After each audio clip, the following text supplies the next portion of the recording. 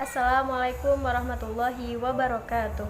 Innal hamdalillah nahmaduhu wa nasta'inu wa nastaghfiruh wa na'udzu billahi min syururi anfusina wa min sayyiati a'malina may yahdihillahu fala mudhillalah wa may yudlil fala hadiyalah. Asyhadu an la ilaha illallah wahdahu la syarikalah wa asyhadu anna Muhammadan abduhu wa rasuluh la nabiyya ba'dah. Ma'asyiral muslimin wal muslimat rahimakumullah. Setinggi puji dalam syukur kita haturkan kepada Allah Subhanahu wa taala yang Maha Pengasih tanpa pilih kasih, yang Maha Penyayang, yang sayangnya tak terbilang, yang mana telah melimpahkan karunia-Nya kepada kita semua yang berupa nikmat sehat sehingga pada hari ini kita dapat berkumpul dalam tausiah yang insya Allah berkah ini. Amin amin ya robbal alamin. Salawat dan salam kita curahkan kepada junjungan kita Nabi Muhammad Sallallahu Alaihi Wasallam yang senantiasa kita nantikan syafaatnya ila yaumil qiyamah. Amin. Muslimin wal muslimat rahimakumullah. Sabar itu ada 3 tingkatan. Tingkatan yang pertama yaitu sabar menghadapi ujian. Allah berkata dalam surat Al-Baqarah, "Wabassiris shobirin." Sampaikanlah berita gembira kepada orang yang sabar terhadap ujian. Lalu, bagaimana caranya jika kita sabar menghadapi ujian? Maka ucapkanlah inna lillahi wa inna ilaihi roji'un. Ucapkanlah dengan keyakinan penuh dan tulus, niscaya ada kebaikan di balik musibah yang Allah berikan kepada hambanya.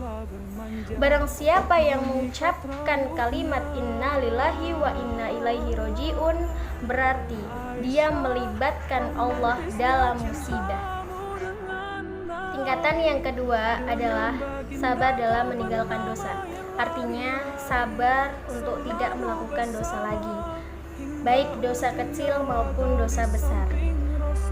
Tingkatan yang kedua ini adalah tingkatan yang paling tinggi daripada sabar dalam menghadapi musibah. Karena dalam tingkatan ini kita harus benar-benar sabar dan ikhlas meninggalkan. Yang terakhir adalah tingkatan ketiga, sabar dalam ibadah. Sholat sabar, ketika puasa sabar, ketika sedekah juga sabar, melakukan ibadah-ibadah lain juga sabar. Sabar ini adalah sabar yang paling tinggi tingkatannya daripada sabar-sabar yang sebelumnya. Akan tetapi kita juga tidak bisa memilih sabar mau tingkatan yang mana gitu. Misalnya saya mau memilih tingkatan sabar yang ketiga, sabar dalam ibadah. Karena saya masih tetap mengeluh, masih melakukan dosa seperti itu. Tidak bisa. Jadi kita dikatakan orang-orang yang sobirin ketika kita bersabar dalam 3 tingkatan yang sudah saya sebutkan seperti itu. Jika sabar hanya 1 tingkatan, maka kita belum bisa disebut sebagai orang-orang yang sobir. Muslimin wal muslimat rahimakumullah.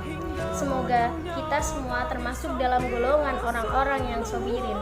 Dan saya mendoakan kita semua semoga selalu sabar dalam keadaan apapun. Hadirin yang dirahmati oleh Allah Subhanahu wa taala, waktu terus berputar namun sayang sekali harus kita cukupkan tausiah pada hari ini.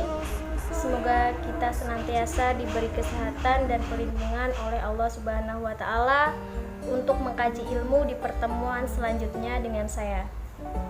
Saya cukupkan, mohon maaf apabila ada kata-kata yang kurang berkenan di hati hadirin semuanya, mohon dimaklumi. Billahi taufiq wal hidayah. Assalamualaikum warahmatullahi wabarakatuh.